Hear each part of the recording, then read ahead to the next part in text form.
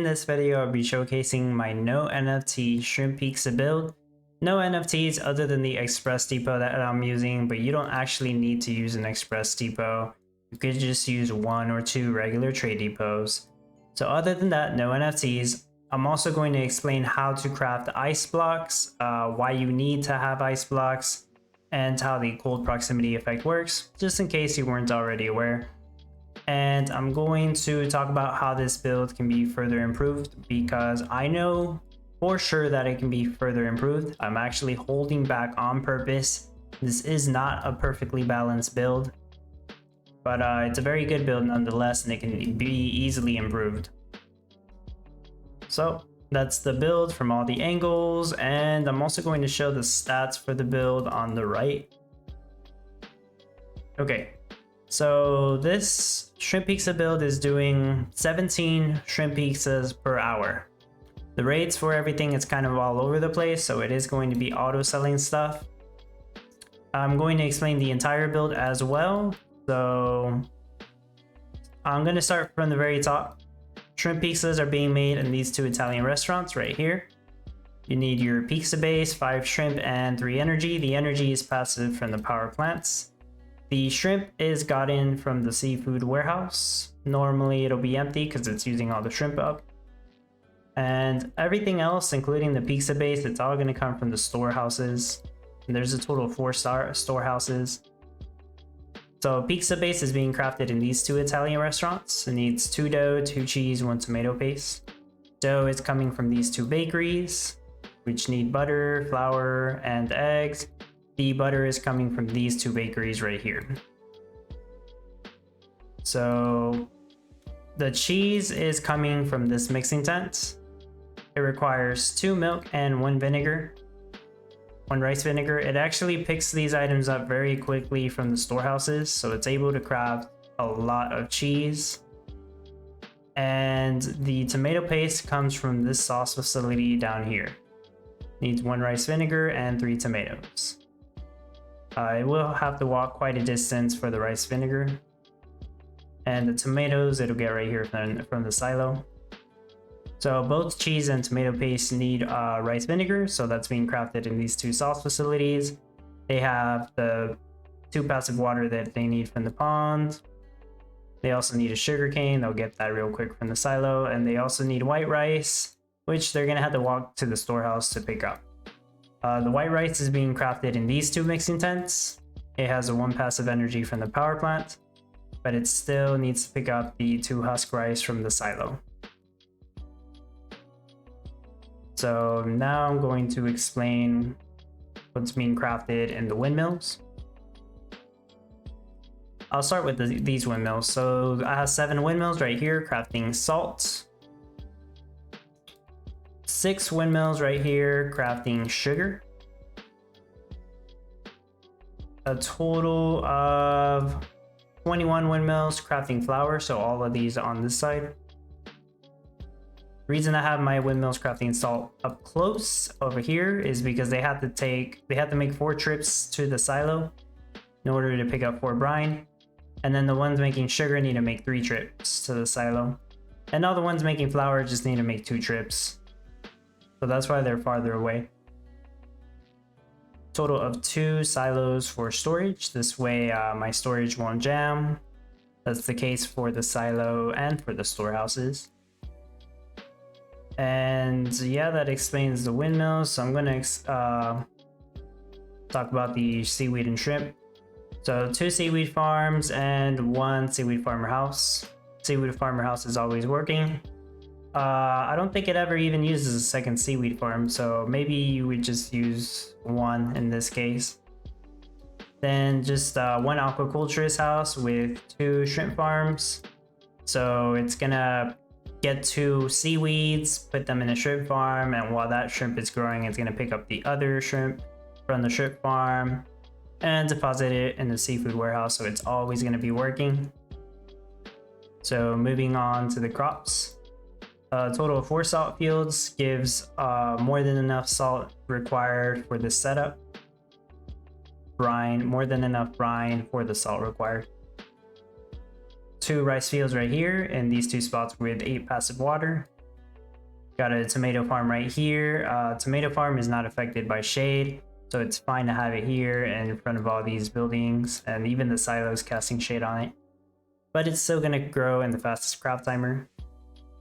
Total of 4 wheat fields for all the wheat, or all the flour required for this build setup. 3 sugarcane fields. And plenty of trees, a total of 14 trees, probably more than enough.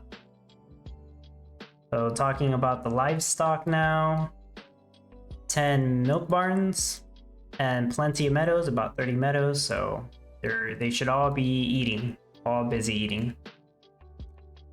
And a chicken coop right here to craft eggs. And yeah, it gives me more than enough eggs. And I'm gonna talk about the industrial setup over here. So you got your standard gasoline setup right here, to water pumps, to power plants. In between those, you got the refinery crafting gasoline. To the side, you got your refinery crafting petroleum. Right next to that, fuel storage. A total of 4 oil pumps and a forklift to pick up the crude oil, put it in the fuel storage, the refineries. I do have a lumber mill tucked to the side over here, just for when you need to craft lumber in order to build your buildings. But in the very end, you won't actually need this, so you could replace it for another oil pump, for example. And a warehouse here in case you ever need to make energy to craft buildings, but once again, in the very end, you wouldn't actually need it, so you could replace it for something else. That's oh, well, other than that, the amount of tractors, 7 tractors, 7 loggers, and 3 ATVs. But yeah, other than that, that's pretty much the core of the build explained. Next, I'm just going to explain the ice production setup here. This is one of many ice production setups. This is probably the cheapest one. So using this pond I have here for the milk barns, 2 water pumps next to it, and water facility right next to it that gives it the 2 passive water drums that the water facility needs. In order to get cold cannot be crafted. It has to be a proximity effect only. So the wizards workshops, which I have 3 of right here, each one of those will give 1 passive gold. So if you have them lined up like this, then it'll give this tile right here 3 cold total. The only other building that gives cold, not counting NFTs, is the Santa's factory, which I'm trying to find here in the industrial. There it is. Santa's factory, this one, 5 million cash. This one gives 2 passive gold, but it is the more expensive option. So yeah, you could do 1 Santa's factory and 1 wizard's workshop, but it's more expensive. This is the cheapest setup you can do for ice. Water facility crafts ice every 10 minutes. Ice blocks every 10 minutes. Just needs a 3 cold and 2 water drums. You could also manually craft water drums. So instead of having the 2 water pumps, you could just set the water facility to craft water drums. Keep in mind it needs 3 passive water, or manually get water if it doesn't have passive water. So you could make 10 water drums, then switch it to ice blocks, and you would have enough to make 5 ice blocks, which is pretty much all you need for this setup. So, or you could build the Master Wizard. The Master Wizard is more expensive, but it does craft ice faster. So 1.5 mil, but it crafts ice blocks every 30 seconds. Well, if you did want to spend the money, the extra money, it's fine. But personally, I would just opt with, I would just stay with the water facility. Yeah, it's going to take you at least 50 minutes to get 5 ice blocks. But in the meantime, you'll be doing whatever you're doing to make cash. So you'll just be building up more cash for your final build. Okay, that explains how to make ice blocks and how the cold proximity effect works. Why exactly do you need ice blocks, in case you're wondering that? Well, you need to build a seafood warehouse in order to store the shrimp. And the seafood warehouse, which you'll find in the fishing tab, requires 5 ice blocks. And a lot of people have issues with this because they don't know how to get the ice blocks. But yeah, as I explained, that's how you get the ice blocks. That's why you need them. Now, yeah, that's the entire build explained. Ice blocks explained. So looking back at the rates, 17 shrimp pieces per hour, There's a lot of stuff that's being overproduced. As you see, pizza dough is at 20. Tomato paste is 26. Rice vinegar is 98. Milk 200. Salt 80. Well, that's about right. Yeah, that's the correct rates. And shrimp 85. So the one thing I can tell you for sure that's going to improve this build that you're going to have to figure out yourself is it needs more shrimp. That's definitely going to get your rate up easily to 20. So find a way to get more shrimp. But with the right adjustments, this build can do 25 shrimp pizza per hour. And possibly more adjustments after that. I foresee 27 shrimp pieces per hour, possibly even 28. And this is with no NFTs, remember. So if you plug in your NFTs, you obviously can expect more after you make the proper improvements to your build. So yeah, 17 shrimp pizza per hour, still very good. Good baseline for you to improve upon on. But yeah, that explains the adjustments that you can make. Basically, get more shrimp, probably get more salt and more milk.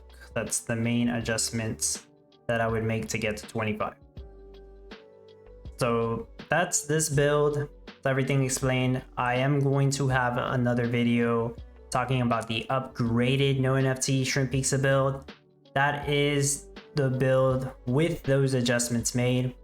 That one will be coming out to the public probably in the last couple hours of the competition. So just keep that in mind. I decided to do it that way so it can be fair to everyone. So this build will be going out before the competition. There you go. And the upgraded version will be going out a couple hours before the competition ends. So that's the entire build. Hopefully this helped you out. If it did, feel free to leave a like on the video. Consider leaving a comment if you had any additional questions or feedback. And consider subscribing if you haven't done so already. I appreciate your support and thanks for watching.